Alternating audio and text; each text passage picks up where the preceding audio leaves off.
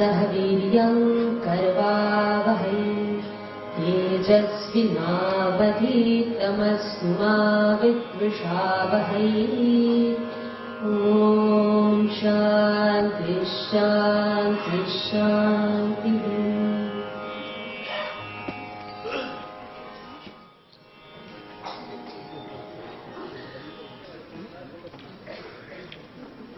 स्वामी विवेकानंद की 150वीं जयंती के इस वर्ष का प्रारंभ आज के इस कार्यक्रम से हो रहा है। इस सार्धशती समारोह समिति की सम्माननीय अध्यक्षा परम श्रद्धेय माता अमृतानंदमयी देवी,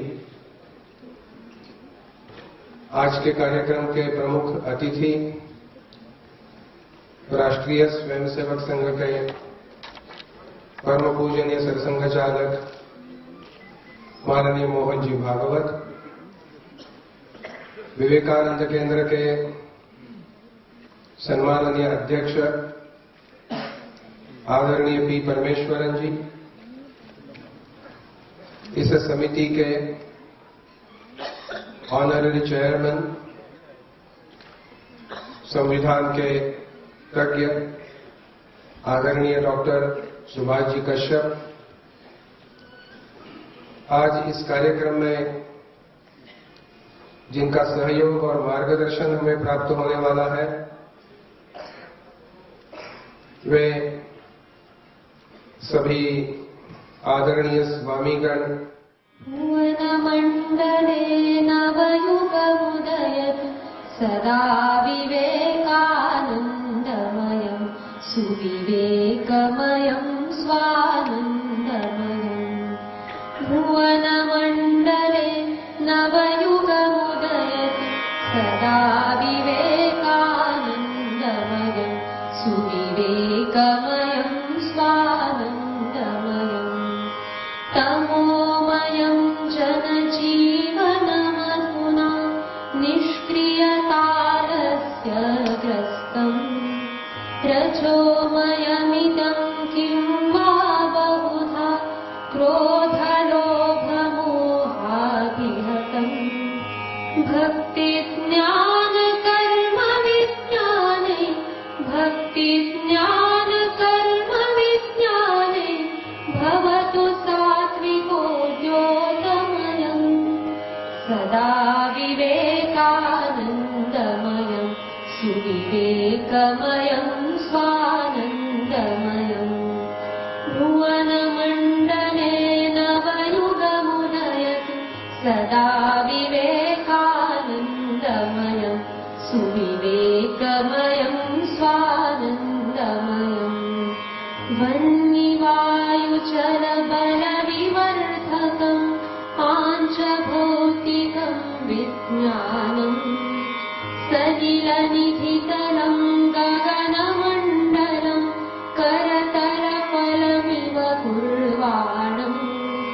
दिक्षु विकीर्णं मनुजकुलमिदं दिक्षु विकीर्णं मनुजकुलमिदं घटयतु चैककुटुम्बमयं सदा विवेकानन्दमयं सुविवेकमयं स्वानन्दमयम्।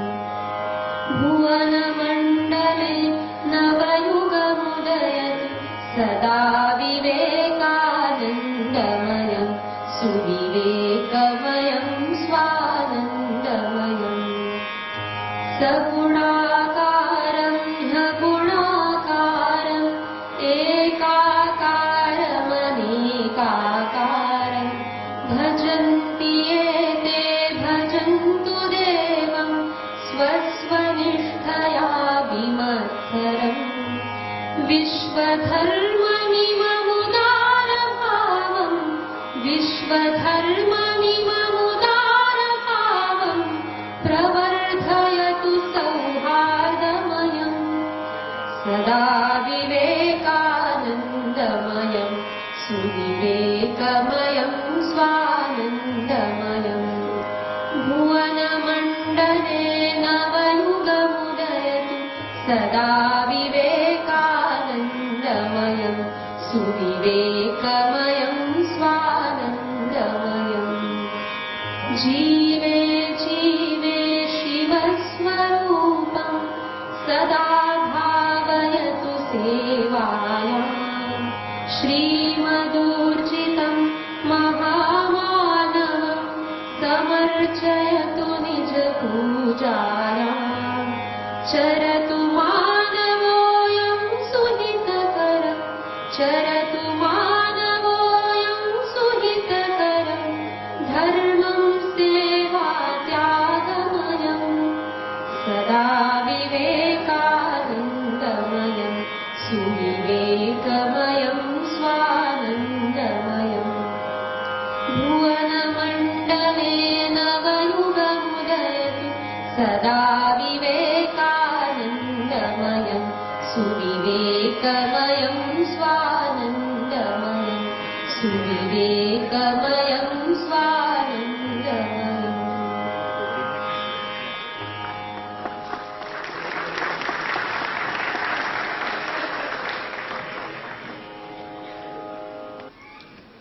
इस शुभ अवसर पर फिर से आप सभी का बहुत आदर और हृदय से स्वागत करने में हमें बहुत आनंद हो रहा है। कार्यक्रम थोड़ा आगे जाने के हेतु मंच पर जो अपने सम्माननीय अतिथि है उनका स्वागत और गौरव करने हेतु मैं आपके सामने प्रस्तुति रख रहा हूं। All of us, the members of the Sarga Samaroha Samiti, Shati Samaroha Samiti, have a great pleasure and deem it to be a great fortune for all of us that Parama Shraddheya Mataji has accepted our request and kindly consented to be the President Gauravadhyaksha of this Samiti. I am well aware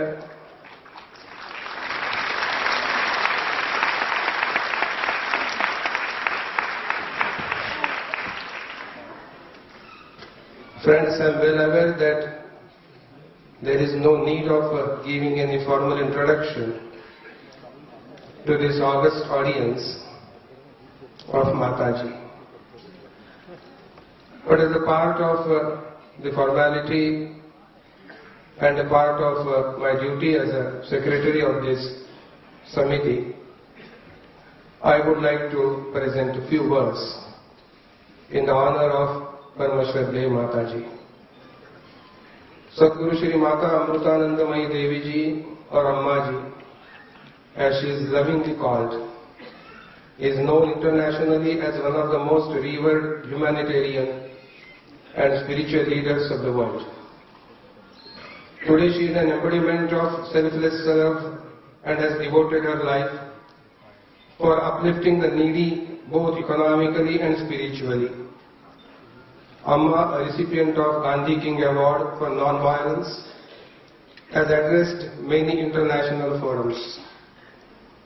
The Mutt has been given a special consultative status by the United Nations for its contribution to social causes ranging from building free homes for the homeless, renovating slums, running orphanages, AIDS and cancer hospice, a 1400-bed super specialty hospital providing free and subsidized treatment, financial aid for widows and disabled people, scholarships for needy students, etc. Above all this, for Amma, the world is her family and love is her language. I request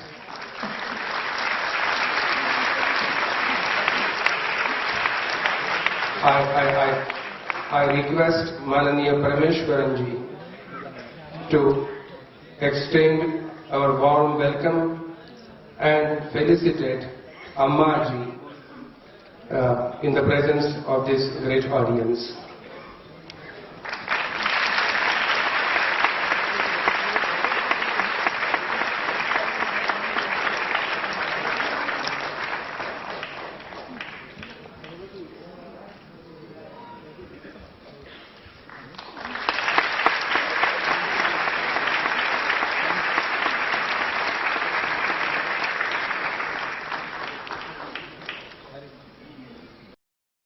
मार्गदर्शन सुनने के लिए हम बड़े उत्सुक हैं और इसकी तृष्णा भी है।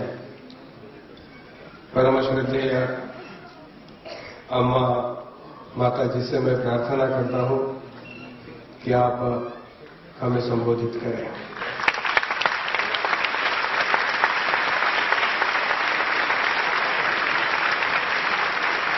Swami Vivekananda Puri will translate the content of Ammaji's speech. I request him also to translate it और मैं अम्मा जी से अनुरोध करता हूं हमें मार्गदर्शन करें।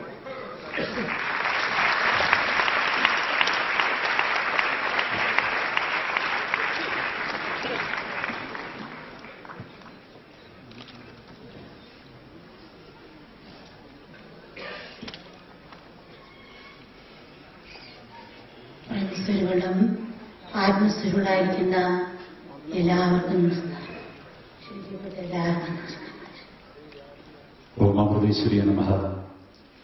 First of all, Amma bows down to everyone who are the embodiments of pure love and supreme consciousness.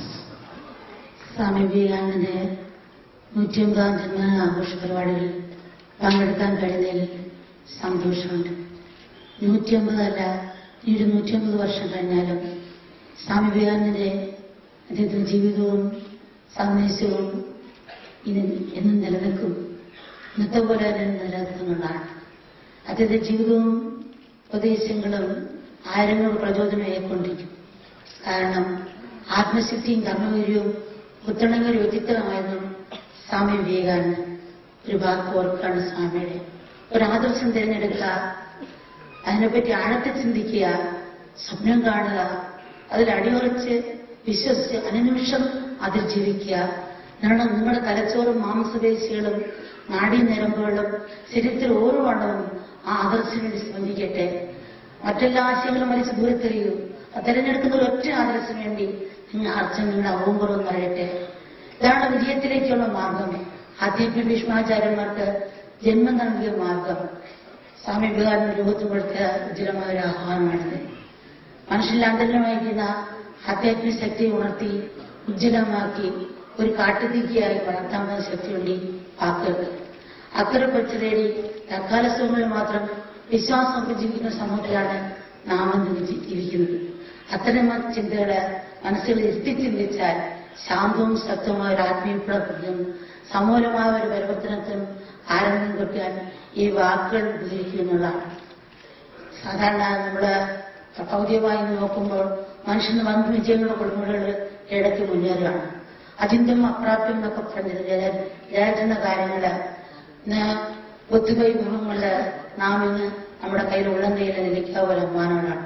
പക്ഷെ ഈ നേട്ടങ്ങൾക്കൊന്നും കൈവയ്ക്കാൻ സാധിക്കാത്ത കാര്യം, നേട്ടങ്ങൾക്കൊന്നും മനസ്സിനുള്ളിൽ കുഞ്ഞുങ്ങൾ കിടക്കുന്ന ജന്മങ്ങളുടെയോ മാലിന്യങ്ങള് നീക്കാൻ അല്പം പോലും സഹായിക്കുന്നില്ല എന്നുള്ളതാണ് സത്യം.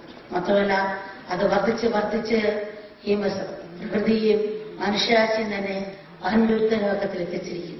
നമുക്ക് പക്ഷിയെപ്പോലെ പറക്കാനും മത്സ്യത്തെ പോലെ നീന്താനും നമ്മൾ പഠിച്ചു. പക്ഷെ മനുഷ്യപ്പോലെ നടക്കാനും ജീവിക്കാനും മറന്നുപോയിരിക്കുന്നു. അതിനെയും പഠിക്കേണ്ടിയിരിക്കുന്നു. അതെങ്ങനെ പഠിക്കും? മനുഷ്യനെ പഠിച്ചാൽ മാത്രമേ അത് ശരിയായി പോകുള്ളൂ.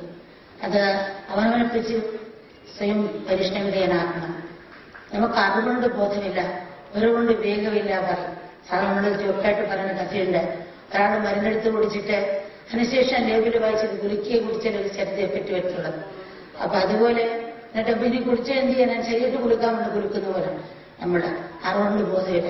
പ്രശ്നങ്ങൾ സൃഷ്ടിച്ചിട്ട് പിന്നീടത് പരിഹരിക്കാൻ നെട്ടോട്ട് വിടുന്ന നമ്മുടെ മനുഷ്യന്റെ സ്വഭാവമാണ്. സാധാരണ നമ്മുടെ സനാതനമായ ഹിന്ദുധർമ്മം അതുപോലെ ഹിന്ദു സനാതന ധർമ്മം നേടുന്ന എല്ലാ വെല്ലുവിളികളും നമ്മൾ തന്നെ സൃഷ്ടിച്ചാണ്. ആഗോളവൽക്കരണമോ വിദേശ സ്വാധീനമോ മറ്റു പാതഭാഗങ്ങളൊക്കെ ആണെന്ന് നമുക്ക് ന്യായമായിട്ട് കുറ്റപ്പെടുത്താം. പക്ഷെ ഒരു പരിധിവരെ അവയ്ക്ക് അവസ്ഥയ്ക്ക് കാരണമാകും. പക്ഷെ അതൊന്നുമല്ല മുഖ്യ കാരണം. നമ്മുടെ ഈ അമൂല്യമായ സമ്പത്ത് ഈ സംസ്കാരത്തെ കാത്തുരക്ഷിക്കാനും കാത്തു സൂക്ഷിക്കാനും നമ്മൾ മറന്നുപോയിരിക്കുന്നു എന്നുള്ളതാണ് സത്യം. നമ്മുടെ ധൈര്യം നമ്മൾ കാണിച്ചില്ല. അതൊക്കെ അങ്ങനെ ചിന്തിക്കാനും കുറച്ചുകൂടി ശരിയെന്നുള്ളതാണ് പറയുന്നത്. കാരണം ആ ഒരു മനോഭാവമാണ് നമ്മളെ നഷ്ടപ്പെടുത്തിയിരിക്കുന്നത്. അതിനുള്ള മനോധൈര്യം നമ്മൾ കാണിച്ചെടുക്കാം. പലവിധ പ്രലോഭങ്ങൾക്ക് വഴങ്ങി മനുഷ്യന് അതിപുരാതനമായ അറിവിന്റെ ഈ മഹാസുന്ദര സംസ്കാരത്തെ വിട്ടുവിടാനപ്പോഴും നമ്മുടെ തന്നെ തോന്നുകയാണ്. വൈകിട്ടില്ല. ആത്മാർത്ഥമായി ശ്രമിച്ചാൽ ഇനിയും ഈ വിഘ്നധർമ്മത്തെ നമുക്ക് ഉപരിക്കാൻ സാധിക്കും. പക്ഷെ നമ്മുടെ ഭാഗത്തല്പം പ്രയത്നം ഉണ്ടാകണം എന്നുള്ളതാണ്. കുട്ടി വലിയ തപസ്യാണെന്ന് പറയുന്നില്ല. കൃഷ്ണൻ പറഞ്ഞിട്ടുണ്ട്, സ്വല്പം ധർമ്മം അഭ്യസിച്ചാൽ ഈ മഹാഭയത്തെ നമുക്ക് മറികടക്കാൻ സാധിക്കും. ഈ ധർമ്മരക്ഷണത്തിന് നഷ്ടമേ ഇല്ല. അത് ഉറച്ചാലും ധരിച്ചാലും ലാഭം മാത്രം. ഒരിക്കലും നഷ്ടപ്പെടാത്ത ലോകത്തിലെ ഒരു മാർഗം ധർമ്മത്തിന്റെ മാർഗമാണ്. മരണത്തേക്കാൾ വലിയ ഭയമല്ല. ആ ഭയത്തെപ്പോലും മറികടക്കാൻ പഠിപ്പിക്കുന്ന ആർഷധർമ്മത്തെ ആദരത്തോടെ നമ്മൾ സംരക്ഷിക്കണം. അവരുടെ ധൈര്യം നമ്മൾ സംരക്ഷിക്കണം എന്നുള്ളതാണ്. എനിക്കിത് സാധിക്കില്ല എന്ന ചിന്തയിൽ നിന്ന് എനിക്ക് മാത്രമേ സാധ്യം ഉറച്ച തീരുമാനത്തിലേക്ക് മനസ്സിനെ തിരിച്ചു വിടണം എന്നുള്ള സാധാരണ. അപ്പൊ പ്രത്യേകിച്ച് യുവാക്കളെ അവരാണ് ഭാവിയുടെ സന്ദേശവാദം. ഒരു സംഘം ആളുകൾ ഒരു കൊല്ല കാലഘട്ടം കൊണ്ട് ചെയ്യുന്ന കാര്യങ്ങള് ഏതാനും യുവാക്കള് കാരണം അവര് നിറഞ്ഞ ഹൃദയത്തോടും ആത്മാർത്ഥത്തോടും ഉജ്ജരിസ്വരെ ഏതാനും യുവാക്കൾ ഒരു വർഷം കൊണ്ട് ചെയ്ത് തീർക്കാമെന്ന് സ്വാമി പറയുന്നുണ്ട്. മറ്റൊരു ശക്തി വാക്ക് ഈ ഭൂമിയും ജീവിതവും ധീരന്മാർക്കുള്ളതാണ്. നീ ധീരനാവും എപ്പോഴും ഇങ്ങനെ വരുള്ളൂ. ഈ ശക്തിയുണ്ട് എന്ന് വരുള്ളൂ. എന്നാൽ ഇന്നത്തെ ഹിന്ദു സമൂഹത്തിന്റെ ശാപം ഭയമാണ്. സുധർമ്മം ആചരിക്കാനുള്ള ഭയം. വേദമാതാവിനെയും ദേഹമാതാവിനെയും പ്രകൃതിമാതാവിനെയും ദേശമാതാവിനെയും ജഗന്മാതാവിനെയും വിസ്മൃതിയിലാക്കി ഓരാന്ധകാരത്തെ കൊണ്ട് അടയ്ക്കാനുള്ള ഭയമാണ്. ഞാൻ അസത്യനുള്ള ചിന്ത ആണ് നമുക്ക് ഭയത്തിന് കാരണം. ഒരാളെ ഗ്രാമത്തിൽ ട്രക്കൊടിച്ചുകൊണ്ട് പോകുമായിരുന്നു. അപ്പൊ ഇന്ത്യൻ തീ പിടിച്ച് ഓടിച്ചിട്ട് കുടുംബത്തിന് ഫോൺ വിളിച്ചു. വയറിന് വന്നു ഒരുവിധം കത്തി അണച്ചു കഴിഞ്ഞപ്പോഴത് തുറന്നു പറക്കും പുറകുവാശം. അപ്പോഴാണ് കാണുന്നത് ഈ തീ അണയ്ക്കാനുള്ള യാസാണ് ട്രക്കിനകത്തിരുന്നത്. ഇതുപോലെ ഭയം കാണാൻ നമ്മുടെ ശക്തി അറിയാനോ അത് ഉപയോഗിക്കാനോ നമുക്ക് സാധിക്കുന്നില്ല. ആ നിർഭയത്തെ മനസ്സിനെ ആകാശം പോലെ വിശാലമാക്കുന്നു. ഈ പ്രപഞ്ചശക്തി ആവാഹിക്കാനുള്ള ഹെൽപ്പ് തരുന്നു. നമ്മൾക്കൊരു ഭയത്തിന്റെ സ്വഭാവമുണ്ട്. പിന്നെ ഉദാഹരണം എടുത്തി പിടിക്കുമ്പോൾ നിർഭയത്വമായിരിക്കുക എന്നുള്ളതല്ല, അത് വിഡിത്തമാണ്. നമ്മൾ ഭയത്തിന് അടപ്പെട്ടിരിക്കും ദുർബലമാകല്ലേ എന്നാണ് നമുക്ക് അപേക്ഷിക്കാനുള്ളത്. സ്വാമി വിവേകാനന്ദൻ പറയണ്ടായി, മരണം സുനിശ്ചിതമായിരിക്കെ നല്ല ലക്ഷ്യം സഫലീകരിക്കാൻ വേണ്ടി ജീവിതം ആഹുതി ചെയ്യുന്നതാണ് ഏറ്റവും ഉത്തമം. സനാതന ധർമ്മ കാലരായ ഇത്രയും ആശയങ്ങൾ യുവാക്കളോട് മനസ്സിലാക്കുന്ന രീതി പറഞ്ഞു കൊടുക്കണം, അത് ആദരിച്ചു കൊടുക്കണം, കാണിച്ചു കൊടുക്കണം. മലയാളം ഉടനെ ക്ഷമിക്കാൻ 2 ഭാഷ സമയത്ത് സമയം കുറച്ചുകൂടി വിശദീകരിച്ച് കുറച്ചുകൂടി വാക്കുകൾ പറഞ്ഞു.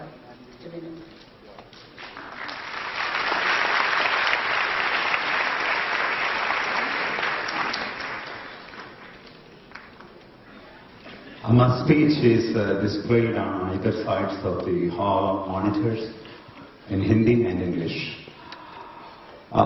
First of all, let me express my deep joy in being able to participate in Swami Vivekananda's 150th birth anniversary celebrations.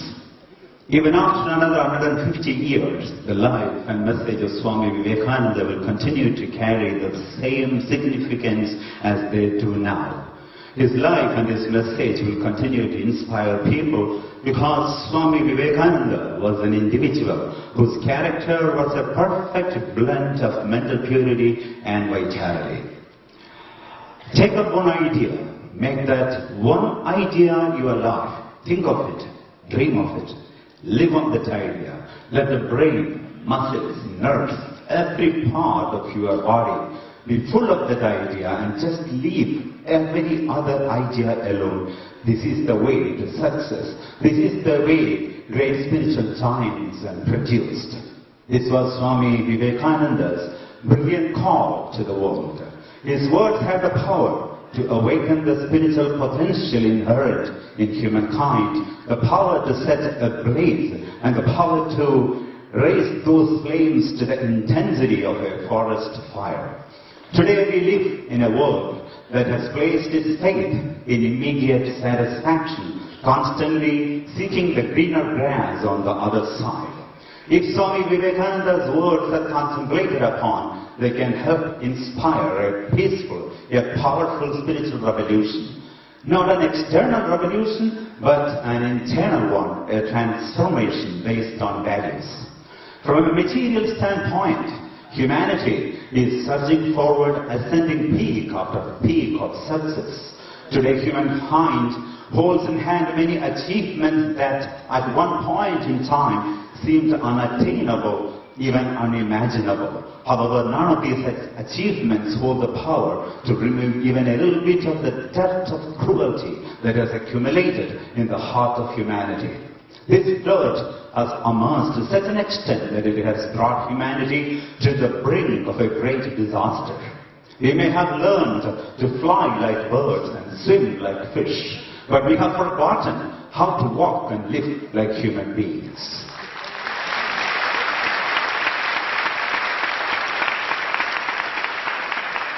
It seems we have to relearn that skill. How can we do this? It's only possible if we learn about ourselves. We have to subject ourselves to self-analysis. Why? Because it is not outer space, not the wind, not the ocean, not the seasons, nature or animals that are causing this world's problems. The source is we human beings, our minds. It's part of human nature to create problems and then race around trying to find solutions for them. Today we have knowledge but no awareness. We have information but no viveka, discriminative thinking. We know, of course, that we have a head, but we only become aware of this fact when we have a headache. You probably all have heard the story of the man who, after drinking a spoonful of medicine, noticed a label on the bottle saying, "Shake well before use." Realizing that he had not properly followed the instructions, he thought for a moment and then began jumping up and down and shaking his body as much as possible. Like the man in this story, we often try to correct our mistakes only after it is already too late. In truth, many of the challenges faced by Sanatana Dharma have been self-created. We can blame others and point out the impact of globalization, foreign rule and other religions, and perhaps they can be blamed to a certain extent, but they are not the primary cause. The primary cause is our carelessness. We have failed to cherish and protect the invaluable wealth that is this culture. More accurately, we have not been courageous enough to do so. We ourselves have been digging the grave into which this culture of vast and ancient knowledge could become buried. It is still not too late. If we sincerely try, we can still revive this Dharma. How can Dharma be protected? Only through its observance. Only through observance and practice can any culture endure. Amma is not asking you to perform intense spiritual austerities, but practice our Dharma a little, according to your ability. Lord Krishna has said, there is no loss in this path. Even a little practice of this Dharma will help you transcend your deepest fears. The path of Dharma is the only path in the world, walking along which there is no scope for failure. There is no greater fear than the fear of death. We should have the courage to protect our Vedic heritage by imbibing its wisdom, which teaches us how to transcend even the fear of death. The thought, I cannot do it, should transform into the firm resolve, only I can do it. This is especially important when it comes to young minds, because it is the youth who will carry the teachings of our heritage into the future. Swami Vivekananda said, a few wholehearted, sincere and energetic men and women can do more in a year than a mob in a century. Remember these words of Swami Vivekananda. He also said the earth is enjoyed by heroes. This is the unfailing truth. Be a hero. Always say, I have no fear. Tell this to everybody, have no fear. Amma says, the bane of the Hindu community today is fear. The Hindus fear to practice his faith. Having forgotten Veda Mata, Desha Mata, Deha Mata, Prakriti Mata and Jagan Mata, this fear has plunged him into the depths of darkness.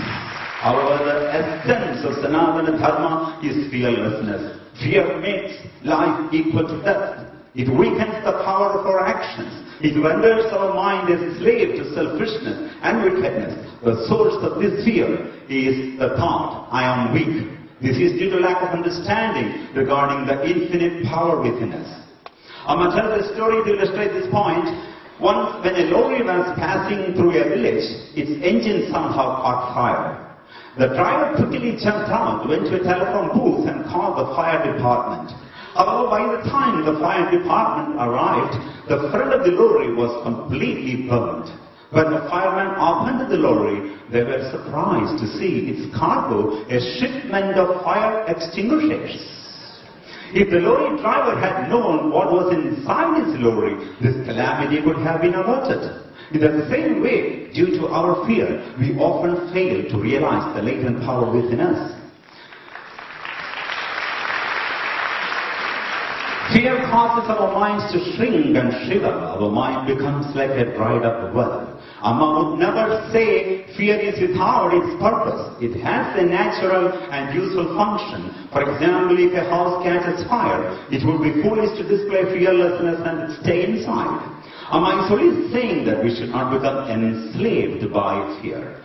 Birth and death are two important aspects of life. They happen without our permission and without taking any of our needs into consideration. If life is like a bridge, birth and death are its two ends, supporting the bridge and giving it a foundation. We have no control over these two basic components, birth and death, that support life. We are completely ignorant about them. As such, how can we logically claim the middle part, which we call life, as ours?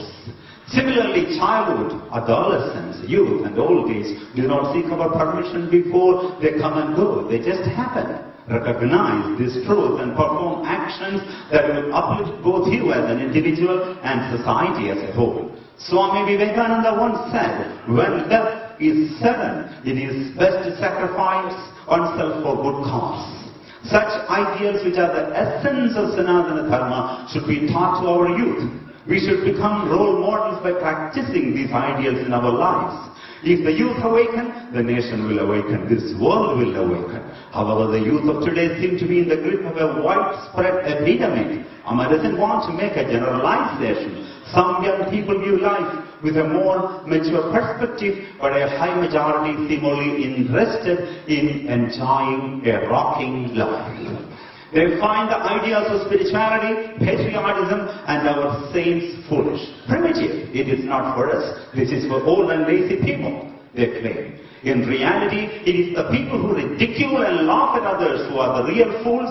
Those who can see and laugh at their own weaknesses and shortcomings have Viveka, discriminative thinking. We need to help our youth develop this sense of Viveka. There are only two parts to creation, Atma and Anatma, I and all that is not I. Usually we are not interested in learning about ourselves, we only try to learn about external objects and situations. Amma tells another story to illustrate this point. A man approached the border between two countries on a motorcycle. On the back of the bike were two large bags. The customs officer stopped him and asked, "What is in the bags?" "Just sand," said the man. The customs officer said, "Oh yeah, well, we will see about that. Get off the bike." He took the bags and dumped their contents on the ground, but sure enough, there was nothing inside but sand. Still, he decided to retain the man overnight while he had the sand analyzed for traces of gold, drugs and explosives. However, in the end, nothing was found, only sand. Having no other choice, the customs officer released the man and let him cross the border on his motorcycle with the sand. A week later, the same thing happened. Once again, the customs officer detained the man overnight, and in the morning he was released on his motorcycle with his 2 bags of sand. During the next several months, the same thing repeated itself over and over again. Finally, several months passed without the man crossing the border. Then, one day, the customs officer happened to see the man in a restaurant on the other side. He said to him, "Hey, I know you are up to something. I just don't know that. What? It is killing me. I can't sleep at night. I just can't figure it out. Just between you and me, why are you smuggling plain, old, worthless sand?" Sipping his drink, the man smiled and said, "Officer, I am not smuggling sand. I am smuggling stolen motorcycles."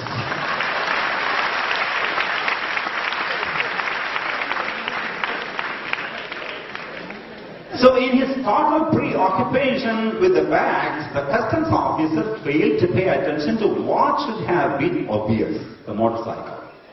Similarly, we continually focus on the external, and because of this we lose ourselves. Therefore, while it is important to understand the nature of external objects, we should also understand who we are as well. The cosmic power that creates and organizes this universe so that it functions smoothly has prescribed certain guidelines for humankind. These guidelines are called dharma. Dharma has a certain rhythm, tone and melody. When humankind fails to think and to act in alignment with this dharma, the balance in the human mind in nature is lost. The main reason for most of the problems we see in our country is the prevalence of a thought process and lifestyle that pays no heed to our ancient culture. Our youth need to become aware of this problem. If they want their desires and dreams to come true, an immense amount of power, the blessing of the universe and the support and protection of the natural forces are required. Our youth are not good for nothing, but good for everything. They are not careless. They are not careless, but uncared for. The future of India and the entire world resides within them. The wellspring of strength that is needed to awaken our society resides within them. If they awaken, our future is secure. Otherwise, the harmony of human life and the entire universe will be upset.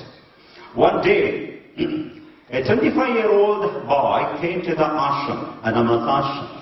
He wore his cap with the bill backwards and had a sandalwood paste mark on his forehead. He approached the most senior sannyasin in the ashram and asked him, "Uncle, where is the ashram kitchen?" The sannyasi was a little taken aback. But without reacting, he merely pointed the way to the kitchen. After some time, when the youth was on his way back, the sannyasi called him aside and asked him lovingly, "Son, what is your name?" "Jnana Prakash," he replied. The sannyasi asked the youth, "Son, why don't you call a person wearing a white coat and stethoscope in a hospital?" "A doctor," he replied. "And why don't you call someone wearing a black coat and tie in a courtroom?" "A lawyer," he replied. Similarly, don't you know that someone who wears ochre clothes in an ashram should be addressed as Swami? He asked. For a moment, the youth was silent. Then he quickly apologized. "Sorry, uncle."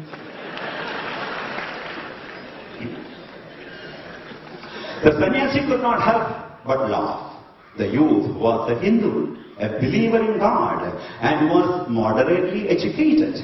Yet, he lacked understanding of his culture. This incident points to an unfortunate truth. The younger generation is unaware of the value and greatness of his own country, which is known as the sacred land of the Rishi, the land that imparted the golden light of spirituality to the world. How did this happen? How can we impart a basic understanding about our culture to the new generation?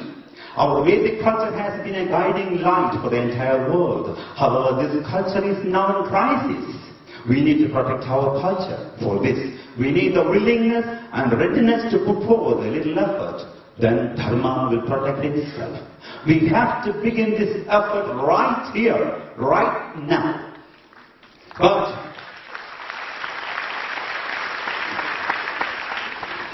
But for this, the administrative system should have a vision based on spiritual and human values and should work together towards better governance. This brings to mind the Upanishadic mantra of which Swami Vivekananda was so fond. Arise, awake, and stop not, still the goal is reached. Our mental and intellectual powers are limited. Their vitality is short-lived, and eventually they will dry up. That is why it is said that we should place our faith in Atma Shakti, the unlimited power of the self. This is the awakening to which that famous mantra is referring. It is impossible to develop total faith in one instant, but when we perform our actions with a sense of surrender, we will gain strength and move forward towards our goal. Our enemies are not outside, they are within. We are our own enemy. Our ignorance, the way we have become slaves to our desires, and our general misunderstanding about the nature of life are all weaknesses that make us limited. Here is an anecdote. A primary school teacher once asked his students, "Children, how many stars can you see in the night sky?" One child answered, "Thousands and thousands." Another replied, "Millions." A third child said, "Billions."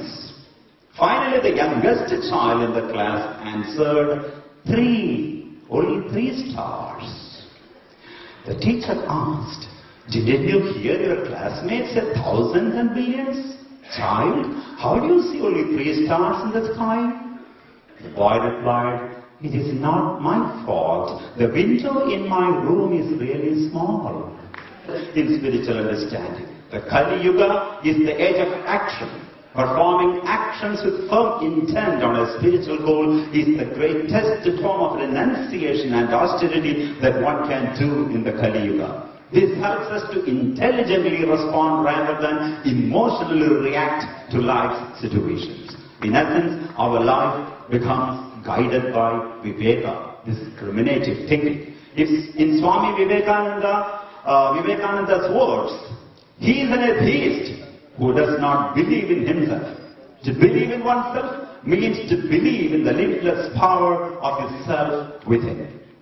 There are three expressions of love that awaken this power within. 1, love for oneself. 2, love for God. And 3, love for the entire creation. Love for oneself does not mean the self-centered love of the ego. It means to love life, to see success and failure and this human birth itself as God's blessing, and to love the divine power inherent within. This grows to become love for God.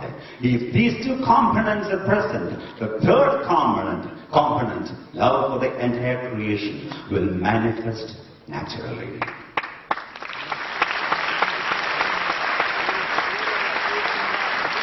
ഏതൊരു മനുഷ്യനെയും വ്യക്തിത്തിൽ കാണുന്ന നല്ലതും ചീത്തയുമായ ഗുണങ്ങളുള്ള സ്വന്തം ഗ്രഹമാണ്. കുട്ടിയുടെ മാനസികരോധകരമാകുന്ന മിക്കവാറും എല്ലാ കാര്യങ്ങളും ഗ്രഹാന്തരീക്ഷനാണ് തുടങ്ങേണ്ടത്. ഒരു കുട്ടിക്ക് 8-9 വയസ്സാകുമ്പോൾ തന്നെ ജീവിതകാലം മുഴുവനും അവന്റെ മനോവികാസമാകുന്ന മിക്കവാറും 70% കാര്യങ്ങളുടെ അടിത്തറ അവന്റെ ഉള്ളിൽ ആയിക്കഴിഞ്ഞിരിക്കും. ഒരാൾക്ക് 80-90 വയസ്സ് വരെ ജീവിച്ചു നിൽക്കും. 10 വയസ്സിന് മുമ്പ് തന്നെ ജീവിതത്തിൽ പഠിക്കേണ്ട പ്രധാന പാഠങ്ങളും പഠിച്ചു കഴിഞ്ഞിരിക്കും. ബാക്കി 30% കാര്യങ്ങളാണ് ശേഷിച്ച കാലം കൊണ്ട് പഠിക്കുന്നത്. അതും കുട്ടിക്കാലത്ത് ഉള്ളിലുറച്ച നല്ലതും ചീത്തയുമായ ഗുണങ്ങളെ നമ്മളെ ആസ്തവാക്കിയായിരിക്കും. നമ്മുടെ ആകാശം വിട്ട് ഗോപുരം കെട്ടിനാണെങ്കിൽ ഭൂമിയിൽ എന്റെ അടുത്തറ പണിയാണ്. ഒരു ജീവിതകാലം മുഴുവൻ പഠിച്ചുകൊണ്ടിരിക്കാനുള്ള കഴിവാണ് മനോഭക്തത. അത് പ്രായം കൊണ്ടല്ല, ആത്മീയജ്ഞാനത്തിലൊത്ത സ്വാർത്ഥ കർമ്മത്തിലൂടെ മുൻവിധിയില്ലാത്ത തുറന്ന സമീപത്തിന് കൗതിയായ കർമ്മങ്ങൾ ചെയ്യാൻ നമുക്ക് പരിശീലനങ്ങൾ ആവശ്യമാണ്. അവയെ മാത്രം ഒന്നുകൊണ്ടുള്ള കർമ്മജീവിതവും ഹന്ത വർദ്ധിപ്പിക്കാൻ മാത്രമേ സഹായിക്കൂ. നമ്മുടെ ജീവിതം പ്രത്യേകിച്ച് യുവതാങ്ങളാണ്. അവർ വിവേചനത്തിൽ മാത്രം കുടുങ്ങിപ്പോകും. അവരുടെ വിശ്വാസം ശരീരത്തിലും മനസ്സിലും മാത്രമാണ്. അത് കാമാസക്തി വർദ്ധിക്കും, കർമ്മത്തെ യാന്ത്രികമാക്കും. സാങ്കേതികവിദ്യയും പരിശീലനത്തിനും യുവാക്കളെ മുതിർന്നവർക്ക് വെള്ളം വളരെ മേലാണ്. ഒരിക്കലും അച്ഛൻ 7ാം ക്ലാസ് കുട്ടിയെ വിളിച്ചിട്ട് സംസാരിക്കും, മോനെ നിന്റെ പ്രായത്തിലുള്ളവരുടെ കാര്യങ്ങള് ടിവിയിലും പത്രത്തിലൊക്കെ വായിക്കുന്ന കാണുമ്പോൾ എനിക്ക് വല്ലാത്ത ടെൻഷൻ, ഉറക്കം വന്ന് അഴുതാവുന്ന തീ എത്തുന്ന പോലെ തോന്നും. മോനോട് കുറച്ച് കാര്യം ചർച്ച ചെയ്യാൻ ഉണ്ടായി. അപ്പൊ മോനോട് കുശലില്ല പറയാണ്, ചേച്ചി അറിയേണ്ട അച്ഛൻ ചോദിച്ചുകൊണ്ട് ഞാൻ പറഞ്ഞുതരാം. അപ്പൊ ഇതുപോലാണ് ഇന്നത്തെ കുഞ്ഞുങ്ങളിലുള്ളത്. അറിവിന്റെ ഉറവിടം സ്വന്തം ആത്മാവാണെന്നും ഋഷിയുടെ അനുഭവം സയൻസിനെ കണ്ടുപിടുത്തവും ശ്രുതിയും താളം പോലെ ജീവിതത്തിൽ ഇണക്കി ചേർക്കാൻ നമുക്ക് കഴിയണം. അത്തരമൊരു തലമുറ ഇവിടെ ഉണ്ടാകേണ്ട കാലഘട്ടത്തിന് ആവശ്യമാണ്. അല്ലെങ്കിൽ അത്യാത്മത്തിന് ജന്മം നൽകിയ ഈ നാട് മതവും മതീയലക്ഷ്യം മാത്രമായിരിക്കും. ജീവിതം എന്ന് വിശ്വസിച്ച് വിപത്തിനെ ക്ഷണിച്ചു വരുത്തുന്ന ഒരു സമൂഹത്തിന് നമ്മൾ സാക്ഷ്യം വഹിക്കേണ്ടിയിരിക്കും. സ്വാമി വിവേകാനന്ദൻ പറയുണ്ടായി, അമേരിക്കയിലും ഇംഗ്ലണ്ടിലും പോകുന്നതിന് മുമ്പേ ഞാൻ എന്റെ മാതൃരാജ്യത്തെ അങ്ങേയറ്റം സ്നേഹിച്ചിരുന്നു. അവിടെ നിന്ന് തിരിച്ചു വന്നപ്പോൾ ഇവിടുത്തെ ഓരോ മണത്തയും തരംഗോത്രമാണെന്നും ഞാൻ മനസ്സിലാക്കാതിരുന്നു. പക്ഷെ ആ ഭാരതം ഇന്ന് ഞാൻ ഡൽഹി വരുമ്പോൾ തന്നെ ചില അമ്മമാര് മക്കളോട് പറയുമ്പേ ഞങ്ങൾക്ക് ഭാരതത്തിൽ തിരിച്ചു വന്ന് പുറത്തുപോയി പറയാൻ വിഷമാണ്. അത്ര പറ്റി നമ്മുടെ രാജ്യത്തിൽ വന്നിരിക്കുന്ന സംസ്കാരത്തിന്റെ രീതിയിലേക്ക് പോവുകയാണ്. നമ്മളത് ശ്രദ്ധിക്കുന്നിരിക്കുന്നു. സാധാരണ ഒരു വ്യക്തിക്ക് സ്വന്തം വീടും ഭാര്യയും മക്കളും മാത്രമാണ് അങ്ങനെയാണ് ലോകം. പക്ഷെ സേവനം ജീവിതപ്രദമാക്കാൻ ആഗ്രഹിച്ചിട്ട് വീടിന്റെ അതിരുകളിൽ ലംഘിച്ച് ജന്മഭൂമിക്ക് വേണ്ടി ജീവിതം സമർപ്പിക്കാൻ തയ്യാറാണ്. എന്നാൽ അവിടെ നമ്മൾ പക്ഷേ ആത്മീയയുടെ അങ്ങറ്റം കണ്ടെത്തിയവർ അദ്വൈതമായ അനുഭവത്തിൽ സദാഷ്ടവർക്ക് സമസ്തം സ്വദേശമാണ്. അങ്ങനെയുള്ളവർ സ്വർഗവും നഗരവും തുല്യമാണ് അവർക്ക്. അവര് അങ്ങനെയുള്ള നരകത്തിൽ സ്വർഗമാണ്. ആ യഥാർത്ഥ ഭാവത്തോടെ എല്ലാവരോടും സ്നേഹത്തോടും ആദരവോടും പരിഗണിക്കാനുള്ള മാർഗമാണ് നമ്മൾ വളർത്തിയെടുക്കുന്നത്. ഇത് പറയുമ്പോൾ ഓർക്കുന്ന സംഭവിച്ചത് അതാ, നമ്മുടെ എഞ്ചിനീയറിംഗ് കോളേജിൽ പഠിക്കുന്ന കുഞ്ഞുങ്ങള് ആശ്രമത്തിൽ തന്നു, ഞങ്ങൾക്ക് യൂണിഫോം ധരിക്കാൻ ഇഷ്ടമില്ല, ഇഷ്ടമുള്ള ധരിക്കാനുള്ള സ്വാതന്ത്ര്യമുണ്ട്, അത് ഞങ്ങൾ അനുവദിച്ചേ പറ്റുള്ളൂ പറഞ്ഞു. ഞാൻ മക്കളെ പഠിക്കുന്ന ജോലിക്ക് വേണ്ടി മാത്രമല്ല, നമ്മുടെ സംസ്കാരം കൂടെ വളർത്താൻ വേണ്ടിയാണ്. നിങ്ങൾ ചിന്തിക്ക് യൂണിഫോം ഇല്ലാത്ത വളരെ കുട്ടികളുടെ അങ്ങനെയുള്ള വളരെ പഠിച്ച കുട്ടികളെ ഒരേ ജീവിതം ഞാൻ കണ്ടിട്ടുണ്ട്. ചില കുട്ടികൾക്ക് പണക്കാരുടെ മക്കളൊക്കെ 15 ജോഡി ഡ്രസ് ഉണ്ട്. പാവത്തിൽ ലോണെടുത്ത് പഠിക്കുന്ന കുട്ടികളുണ്ടാകും, അവർക്ക് 3 ജോഡി ഡ്രസ്സേ കാണുള്ളൂ. ഇത് കാണുമ്പോൾ ഇവർക്ക് വർഷാബോധം, ഡിപ്രഷൻ, എന്നിട്ട് ചിലർ വളരെ പോകാതിരിക്കുക, വീട്ടിൽ നിന്ന് ബഹളം വെച്ചിട്ട് തള്ളമാരെ പാവത്തിന് പ്ലേറ്റ് പലിശയ്ക്ക് എടുത്തു കൊടുക്കുക. ചില കുട്ടികൾ കഞ്ചാവ് കൃഷി ചെയ്ത് മറ്റവരെ നശിപ്പിച്ചിട്ട് പണം ഉണ്ടാക്കി അവരോട് പിടിച്ചു നിൽക്കാൻ നോക്കുക. ചില കുട്ടികൾ ഓട്ടിക്കാൻ പോയി വാപത്തിൽ പിടിച്ച് മാല പൊട്ടിച്ച് പല കുട്ടികൾ ജയിലിൽ കിടക്കുന്നവരുണ്ട്. ഇത് അമ്മ കണ്ടിട്ടുള്ള അനുഭവമാണ് മക്കളെ. അപ്പൊ നിങ്ങൾ ചിന്തിക്കും, നിനക്ക് ഏകത വേണ്ടെന്ന് തീരുമാനിക്കും. അപ്പൊ പറഞ്ഞ് ഞങ്ങൾക്ക് യൂണിഫോം മതി. അപ്പൊ ഈ ഏകത്വ ഭാവമാണ് മറ്റുള്ള കഷ്ടങ്ങളും പരിഹരിക്കാനുള്ള ഏക മാർഗമുള്ള. നമുക്ക് ആവശ്യം സമയം ഒരു വാച്ച് വേണം, അത് 1000 രൂപയ്ക്ക് ഒരു വാച്ചാണ്. പക്ഷെ 25 ലക്ഷത്തിൽ 50 ലക്ഷം വേണ്ടതെന്ന് പറഞ്ഞാൽ അത് നമുക്ക് ആഡംബരം പോലെ വരും. അത് വേണ്ടാന്ന് ഞാൻ പറയുന്നില്ല. പക്ഷേ നമ്മുടെ ആധ്യാത്മം എന്ന് പറയുന്ന ആവശ്യമെടുത്ത് മറ്റുള്ളവർക്ക് സഹായിക്കുക എന്നുള്ളതാണ്. സാധാരണ നമ്മൾ ആ ഒരു ജീവനും ചൈതന്യമില്ലാത്ത ഇവിടെ ഒന്നുമില്ല എന്നുള്ളതാണ്. ഇത് പരമസത്യമായിക്ക് ആ പരസ്പര ബന്ധവും ഐക്യവും സ്ഥാപിക്കുക. നമുക്ക് അറിയുന്ന ഭാഷകൾ പല രീതിയിലുണ്ട്. അത് ഐക്യം സ്ഥാപിക്കാൻ നമ്മൾ ഉപയോഗിക്കുന്ന ഭാഷകൾ പലതുണ്ട്. അത് മാത്രമല്ല പലപ്പോഴും നമുക്ക് അറിയുന്ന ഭാഷകൾ, അത് മാതൃഭാഷയാണ്. ആശയങ്ങൾ പഠിപ്പിക്കുന്നത് മനസ്സോടെയും ബുദ്ധിയോടാണ്. മനസ്സിന് ബുദ്ധിയും പരിമിതിയുണ്ട്. അപ്പോൾ നമുക്ക് മനുഷ്യരും മറ്റും ജീവിതങ്ങളും മനസ്സിലാക്കുന്ന ഭാഷയിൽ എങ്ങനെ സമ്പാദിക്കാൻ പറ്റുമെന്നുള്ളത് അതിനെ പറ്റിയ ഭാഷയാണ്. എന്റെ ഹൃദയത്തിന്റെ ഭാഷയാണ്. അപ്പം സ്നേഹം എല്ലാവർക്കും എല്ലാ തരത്തിലും മനസ്സിലാക്കുന്ന സ്നേഹമെന്ന വിശ്വഭാഷ സ്നേഹമാണ്. ലോകത്തിലെ ഏറ്റവും പഴയ പുതിയമായ മാർഗദർശിയാണ്. അതാണ് നമ്മൾ മനസ്സിലാക്കേണ്ടത്. ആ ഒരു രീതിയിൽ നമ്മൾ അത് മനസ്സിലാക്കണം. അത് സാധാരണ ഇതിൽ ഏത് രീതി എന്ന് വെച്ചാൽ നമ്മൾ ആ ഒരു ഇപ്പൊ സ്നേഹം, അനുഗ്രഹം, കൃപാകരണം ഇതെല്ലാം ഈശ്വരന്റെ പര്യായങ്ങളാണ്. ഇവ മൂന്നും പിന്നെ രണ്ടല്ല. കൃപയും അനുഗ്രഹവും രണ്ടല്ല. ഒന്നാണ്. അതോ ഇതെല്ലാം നിറഞ്ഞു നിൽക്കുകയാണ്. ഇത് തുറന്ന ഹൃദയത്തോടും ആ സന്തോഷത്തോടും നമ്മൾ കർമ്മം ചെയ്യുമ്പോൾ സുഖം അർപ്പിക്കുന്നു. ഈശ്വരശക്തി കൃപയും നമ്മളിലേക്ക് ഒഴുകിയെത്തും. കടലിന്റെ ആഴത്തിൽ ഇത് പിടിക്കുന്ന മത്സ്യം കടലിൽ നടക്കുന്നു. അതുപോലെ മനുഷ്യനെ ഈശ്വരനടുത്ത് എടുത്തെറിയാൻ പറ്റിയ തീരങ്ങളില്ല. അപ്പം കാരണം തീരങ്ങളില്ലാത്ത കരകളില്ലാത്ത മഹാസമുദ്രമാണ് ഈശ്വരൻ. ആ മഹാസമുദ്ര ഓർവളങ്ങളാണ് നാം ഓരോരുത്തരും. കടലും കടലേയും ജലമെന്നപോലെ നാം ഈശ്വരൻ ഒന്നാണ്. ഈശ്വര സ്വരൂപമാണ്. ഈശ്വരപദത്തിൽ നിന്നും സ്വന്തം രീതിയിലുള്ള അധപ്പരിസരമാണ് മനുഷ്യന്മാരെ. ഈശ്വരസ്വരൂപമായ മനുഷ്യന് അസുരപൂർവം കൂടെ നിൽക്കുകയാണ്. ഈ അടുത്ത കാലം അനവധി കാലം കൊണ്ട് നടക്കുന്നു. ഈ അടുത്ത കാലത്ത് സംഭവിച്ച പല കാര്യം സംഭവിച്ച് നോക്കുമ്പോൾ ഇവിടെ ഭൂമിയെ മനുഷ്യത്വകാരും അസുരന്മാർക്കുള്ളിൽ അവതരിക്കുന്നതായിട്ടാണ് കാണുന്നത്. നമ്മൾ സ്ത്രീയെ ദേവിയായും അമ്മയായും ഹൃദയം തുറക്കാനുള്ള ഉത്തമ സുഹൃത്തെ കണ്ട സനാതന ധർമ്മമാണ്. അതിനെ കളങ്കം ചാർത്തരായിട്ടുള്ള കാര്യങ്ങളാണ് ദിവസം ഇവിടെ കാണുന്നത്. സ്ത്രീയെ മാനിക്കാത്ത, അവളെ ആദരിക്കാത്ത ഒരു സമൂഹത്തിൽ ഒരു കാലഘട്ടത്തിലും തീർച്ച ഉണ്ടായിട്ടില്ല. സർവനാശം സംഭവിച്ചിരിക്കുകയാണ്. രാമായണം മഹാഭാരതം എന്നല്ല മനുഷ്യരാശിയുടെ 1000 വർഷത്തെ ചരിത്രം പരിശോധിച്ചാൽ വൻ സാമ്രാജ്യങ്ങളുടെയും വീരശൂര പരാക്രമികളായ പല ചക്രവർത്തികളുടെയും ചരിത്രം പരിശോധിച്ചാൽ അവരുടെ ഭരണത്തിന് പ്രധാനമായ കാര്യങ്ങൾ സ്ത്രീയും മതത്തെ മാനിക്കരുതെന്നാണ് കാണാം. നമുക്ക് ഈ ഡൽഹിയിൽ അടുത്ത കാലത്തുണ്ടായ ദാരുണമായ സംഭവം അസുരമനസ്സുകൾക്ക് മാത്രം ചെയ്യാവുന്ന ഒരു കുറ്റകൃത്യമല്ലേ അതുകൊണ്ട് നമ്മുടെ ഋഷിഭൂമി എന്ന പേര് കേട്ട അവരുടെ ത്യാഗത്തിന്റെ അവസരം സാക്ഷ്യം വഹിച്ച് ഈ ഭാരതമയ്ക്ക് ഒരു മനഃപരിവർത്തനം, ഒരു യുദ്ധ മനുഷ്യത്വം, ഒരു മനഃപരിവർത്തനം ഉണ്ടാകുന്ന കാലഘട്ടം വൈകിയിരിക്കുന്നത്. ഇനി വൈകിയ അന്നുണ്ടാവത്ത് വിളിച്ചു വരുന്ന പോലായി ഓരോ കുട്ടികളും അന്ന് കിടക്കുമ്പോഴും അത് മുട്ടിലെഴിയുമ്പോഴും ഇരിക്കുമ്പോഴും പിച്ചു നടക്കാൻ ശ്രമിക്കുമ്പോഴും ഒക്കെ അവൻ ഒരിക്കലും തോറ്റു പിന്മാറാൻ തയ്യാറല്ലാത്ത, ജയിക്കാൻ മാത്രം ജനിച്ച ഒരു യോദ്ധാവിനെ പോലാണ്. പക്ഷെ വളർന്നു വലുതായി മധ്യഭാഗങ്ങളിൽ വാർദ്ധക്യം കിടക്കുമ്പോൾ അവനൊരു ബിസിനസ്സുകാരൻ മനസ്സ് കച്ചവടക്കാരൻ. എല്ലാ വ്യവസായം, സ്നേഹങ്ങളും ബന്ധങ്ങളും ആരാണിതിന് കാരണം? നമ്മുടെ സമൂഹമോ അല്ല അച്ഛനമ്മമാരോ അല്ല മുതിർന്നവരോ അല്ലെങ്കിൽ നമ്മുടെ വിദ്യാഭ്യാസ സമ്പ്രദായം, അന്ധമായ അധികീകരണം, അതോ ഭാരതത്തെ തനതായ സംസ്കാരം അവഗണിച്ചുള്ള നമ്മുടെ ജീവിതം എല്ലാം അവൻ ഭയവും ആശങ്കയും തീർത്തും പറ്റും. ജീവിതത്തെ ഒരു സാഹസമായി കാണാനും ഏത് വെല്ലുവിളി സ്വയം നേരിടാനും അവന് ധൈര്യമില്ലാതെ പോകുന്നു. ആ നമ്മളെ എഴുവില്ലും വെല്ലിയും ജനങ്ങളാണ് ലോകത്തിൽ തിങ്ങി പാർത്തെന്ന് പറയും. ആ താല്പര്യ ചിന്തയില്ല, കുടുംബമില്ല, കൂട്ടമില്ല, കൂട്ടായ്മയില്ല, അത്യാവശ്യം മാത്രമാണ്.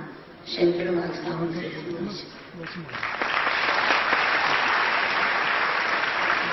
comes from their family environment. By the time a child is 8 or 9 years old, the foundation has already been laid for 70% of their mental growth. A person may live up to 80 or 90, but by the time they are 10, they have already learned the most important lessons in their life. Only the remaining 30% is learned after that, and this learning is built upon the foundation of strengths and weaknesses developed during childhood. To build a skyscraper, first a solid foundation has to be laid. Maturity, in truth, is the ability to continue learning our entire lives.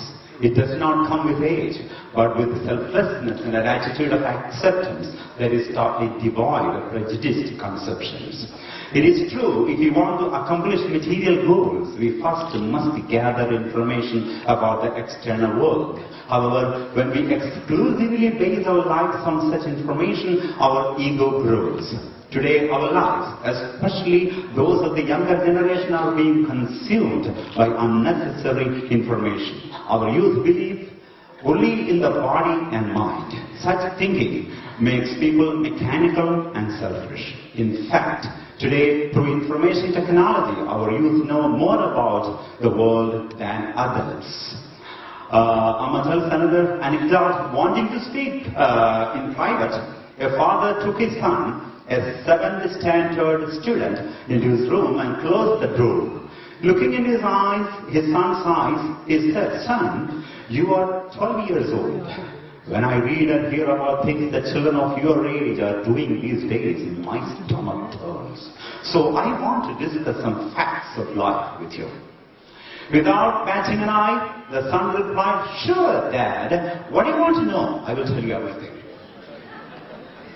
Amma says the ancient rishis Experience that the substratum of knowledge, of all knowledge, is the pure consciousness within. We need to harmoniously combine this understanding with the discoveries of modern science. The next generation should understand this necessity. Otherwise, this land, which is the birthplace of spiritual thought, will be forced to witness a generation that believes there is nothing more to life than sex, drugs, and money. Swami Vivekananda said, I loved my motherland dearly before I went to America and England. Since I have returned, every particle of this land seems sacred to me. After the recent incident in Delhi, many Indians are embarrassed to call themselves Indians. As ordinary persons, the world is comprised of their home, spouse and children. But those who wish to dedicate their lives to service transcend these boundaries and make an offering of their lives for the sake of their country. Those who have ascended to the peak of spirituality and become established in Advaita and Vibhuti see the entire creation as their own, not just their own families. For them, heaven and hell are equal. Such people transform hell into heaven. This vision of unity is the path to positive change. The university run by the Mother Amritanandamayi has 5 campuses. Some students once told Amma that they did not want to wear uniforms anymore. Amma asked them, is the true goal of education merely to get a degree, a good job, and make lots of money? No, it is to obtain knowledge and values and develop a compassionate attitude towards everyone. Amma then gave the students some examples of what had happened in colleges run by other institutions without a uniform policy. In one college, many students had been forced to take out large loans for their education and thus were on very limited budgets. When these students saw their classmates wearing expensive and fashionable clothes, they wanted to do the same. The inferiority complex incited by the lack of expensive clothes prompted some students to try to make money by selling drugs even to their own classmates. Because of this, many of them became addicted. Some stole, others even committed suicide. One student from another college, who was very poor and wanted desperately to fit in, sent Amma an alarming letter from prison, saying that he had tried to steal a woman's gold necklace and in that process accidentally killed her. Amma asked the students, now children, tell me, do you want to create a situation where other students might make wrong choices? Or would you rather wear a uniform? Realizing the importance of respecting the feelings of others, the students unanimously replied that they would rather wear the uniform. We need to recognize the underlying unity behind our differences. This will help us to develop a mind that considers the needs of others before our own. For example, we may need a watch, but both a 50 rupee watch and 50,000 rupee watch will tell us the time. If we buy the cheaper watch and use the remaining money to help the poor, we would be a great service to society and the poor. Amma says everything in creation has life and consciousness. How can we prove this great truth? Not through language, nor the mind, nor the intellect. All these are limited. Love is the most ancient and most modern guiding light. It is only love that can raise the human mind from its lowest state to the infinite realm of self-awareness. Furthermore, love is the only language all of creation can understand, the universal language of the heart. Love, blessing, grace and compassion are all merely synonyms for God. Such virtues and God are not two but one. This grace and blessing is all pervasive. When we perform our dharma cheerfully with an open heart, this power and grace flow into us. A fish swimming joyfully in the sea forgets the sea. However, when it is flung onto the hot sands of the shore, it immediately remembers. However, there are no shores away from God to which we can be flung, because God is an infinite ocean without any shore. Each one of us is a wave in that ocean. Just as the ocean, waves and water are one, we too are one with God. We are embodiments of God. The asuras were those who fell down the realm of devas due to their lack of viveka, discriminative thinking. Today, man, who is an embodiment of God, is behaving like an asura. Many past incidents and even current events prove that asuras are taking birth instead of human beings. Every day we hear of incidents that are tarnishing the name of our eternal culture. Our culture that teaches us to revere all women as mothers and goddesses, as close friends to whom we can open our hearts. Can the atrocity that recently took place in Delhi be anything other than the product of an asuric mind? In no time in history has a society that disrespected women ever flourished. All such societies collapse. If you look at the Ramayana or the Mahabharata or even the past 1,000 years of history, we can see how vast empires and valiant emperors have fallen due to their lack of respect for women and motherhood. This land has witnessed the Mahatyaga, tapas and dhanam of our rishis, their great renunciation, austerities and charity. It is high time for the citizens of India to transform their minds. Further delay will amount to disaster.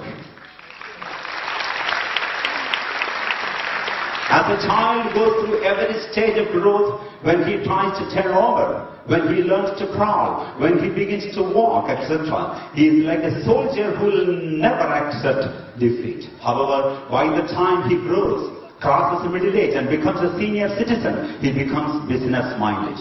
Everything, including his relationships, become like business deals. Who is responsible for this? It is our society, our parents, our elders, our education system, our blind imitations, and our way of life that fails to respect Indian culture. All this creates fear, anxiety and cowardice. Humanity loses the strength to see life as an adventure or challenge that has to be faced with courage. The mind becomes neither capable of acknowledging the existence of others nor of considering their feelings. There are 7 billion people on the face of this planet. However, no one thinks of anyone else. There is no friendship, no real family, no unity. We have strayed from the herd, each one of us rampaging like a rogue elephant. In Sanatana Dharma, the creator and creation are not two, they are one. Just as there is no difference between gold and golden ornaments, there is no difference between the creator God and the creator the world. The effect can never be different than its foundation, the cause. Sanatana Dharma is the only philosophy that teaches us to see Nara as Narayana, to see human beings as God. It is the only religion that has worshipped even with Guna, the attributeless as God. No matter how far away a man's beloved may be, looking at a handkerchief gifted to him by her gives him so much joy. The man is not enjoying the cloth or embroidery of the handkerchief, he is enjoying the memory of his beloved. Similarly, no matter what form we imagine God to have, what we are actually experiencing is God's loving presence. We have a long tradition of respecting and revering nature and all living beings. Our ancestors built shrines to and worshipped trees, birds, even poisonous snakes. A honeybee may be tiny, but without this tiny creature, pollination would cease and entire species could become extinct. If a plane's engine breaks down, the plane will not be able to fly. In fact, the absence of just one vital screw can have the same effect. Can we throw away the screw saying that unlike the engine, it is just a small insignificant thing? In truth, everything has its own function and importance. Nothing is insignificant. Mother Nature, who showered blessings upon us like the wish-fulfilling cow Kamadhenu, has now become like an old, dried-up cow. Today, environmental protection is considered modern thinking. This is ironic since protecting the environment is an ancient part of our culture. The only difference being that we protected nature because we saw all of creation as part of God. Then we decided such thinking was primitive and stopped. However, today, our environmental protection lacks the reverence that once was its foundation. This is why all of our attempts in this direction are falling short. Amma tells the story, two birds were sitting on top of a building, talking to each other. One bird asked the other, "Where is your nest?" The second bird replied, "I don't have a nest or family yet. I am unable to get enough nectar from flowers to ever feel full." A few days ago, when I went in search of nectar, I found a beautiful garden in front of the house. Full of excitement, I flew down. Only when I got close did I realize that the garden was artificial. All the flowers were made of plastic. Another day I found another colorful garden. However, when I went to drink some of its flowers' nectar, I chipped my beak. The flower was made of glass. Then one day I found a real garden full of beautiful flowers. I flew down, but I stopped short when I saw a man spraying it with chemical fertilizers and pesticides. I could have died. I returned in disappointment. As it is, there are very few flowers today, and the ones remaining are like this. So how can I hope to have a nest and raise a family? How do I feed my fledglings? Hearing his complaint, the first bird said, "You are absolutely right.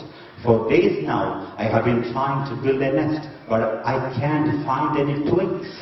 The number of trees is decreasing. If things go on like this, I will have to make my nest out of bits of plastic and iron." If our condition is just as pathetic as that of these two little birds. It is not enough to have children. We also have to ensure that they have a future as well. Within the past 25 years, we have destroyed 40% of our forests. The amount of fuel and water are decreasing. The ones who are going to experience the brunt of this problem are only little children, and our children and their children. We should realize this, arise, and that our youth should be at the forefront of water and energy and forestry conservation campaigns. Lust is like a hunger.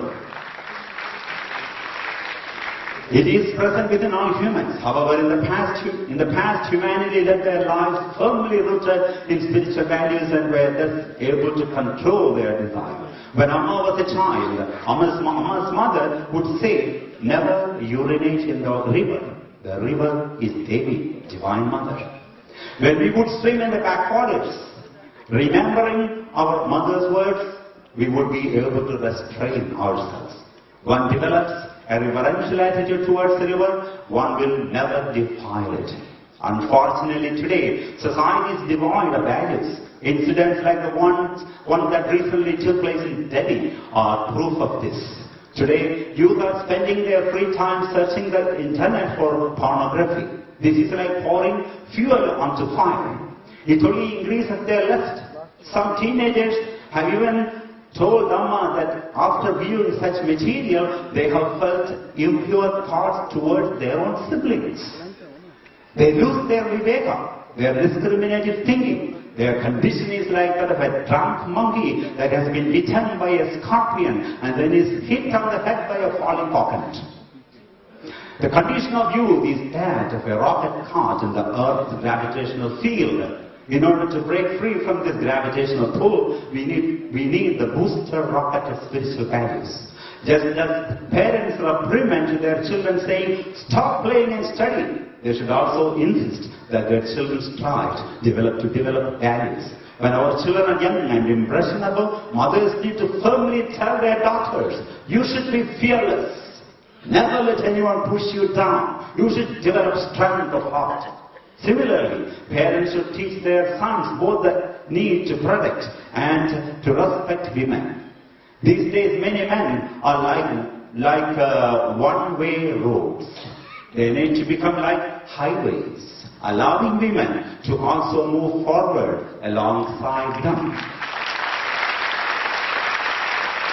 The government can change as many laws as it wants and make sentences for sex offenders as strong as it wants. But unless we raise our children with these values, no real change will ever take place.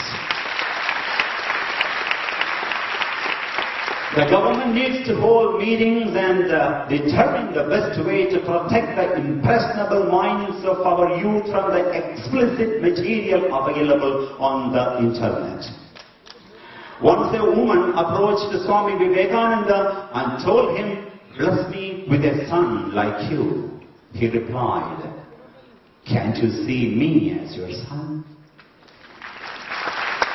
In a similar way, we should be able to see the whole world as our family and treat them with respect and dignity. Previously, a certain amount of community service was compulsory for all school students. Amma feels that this policy should be reinstated. If all our schools took their students for cleanliness drives and tree planting sessions at least 2 periods a week, the problem of pollution would be alleviated to a great extent. There should be given marks for these sessions. Then we would also be able to develop a service-oriented mentality within our children when they are at an impressionable age. Today, religion has become yet another commodity being sold in the marketplace.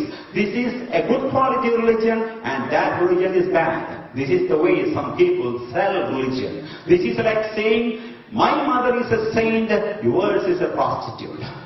Religion should not be for building walls, but for building bridges, bringing once alienated groups of people together. For this, each person needs to try to understand the deeper principles of religion, the message of love and compassion. In this way, the life and teachings of Swami Vivekananda should become an inspiration for all. Finally, Amma would like to offer a suggestion that she feels would be helpful for our society. Just as medical school graduates must first serve in rural areas for 1 year, so too should at least one child from every family upon their graduation. Government grants should fund this. These young people should live among the poor and understand their problems they face and try to find solutions to help them. In this way, we can awaken compassion in our youth, uplift the poor, and the country can grow holistically. If retirees were to similarly dedicate a year to serving the poor, it would have an even more dramatic impact on our country. If you really think about it, is there any difference between human beings and worms? Worms also eat, sleep, defecate, produce offspring, and finally die. After receiving this precious human birth as a gift from God, are we doing anything more than this? No. Not only this, due to negativities like anger, jealousy, hatred, we create new vasanas, new tendencies. At least worms don't do that. This is something over which we should all contemplate. We should live our life in a manner that is helpful to both ourselves as well as to others. God has given lightening just a few moments of existence. So too is a rainbow. Some flowers blossom just for a single day. The full moon lasts only till sunrise. A butterfly lives for only a few days. However, during their short existence, they give so much beauty and happiness to the world. Amma prays that we learn from their example and try to use our lives to make this world an even more beautiful place. Let us cover our lips with words of truth. Let us trace our eyes with the lines of compassion. Let us adorn our hands with the henna of good deeds. Let us bless our minds with the sweetness of humility. Let us fill our hearts with the light of love for God and all of God's creation. Like this, may we transform this world into heaven. India should rise, a voice of knowledge, of self-realization, and the ancient words of our rishis should once again rise up and resound throughout the world. To achieve this, we have to work together in unity. May this land that taught the true meaning of acceptance to the world remain firmly established in that virtue. May the conch of Sanatana Dharma,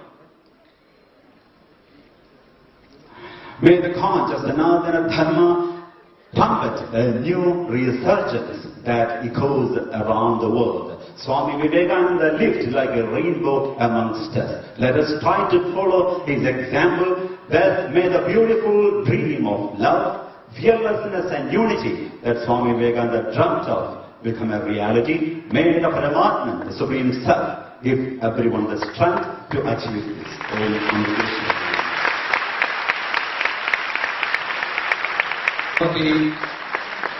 मौलिक विचारों का पाठेय माता जी के विचारों से हमें प्राप्त हुआ है। शब्दों में कृतज्ञता व्यक्त करना मेरे लिए बहुत कठिन है, लेकिन हम सभी माता जी के यहाँ आगमन के कारण, इतने मौलिक विचारों का प्रदान होने के कारण बहुत ही कृतज्ञ है। अमृत स्वरूपानंद स्वामी जी के प्रति भी हम कृतज्ञ हैं, क्योंकि ट्रांसलेशन सुनाकर सब विचारों को हमारे तरफ उन्होंने पहुंचा है। सर्वे भवन्तु सुखिनः, सर्वे सन्तु निरामयाः, सर्वे भद्राणि पश्यन्तु, मा कश्चित् दुःखभाग् भवेत्। ॐ शान्ति शान्ति शान्तिः।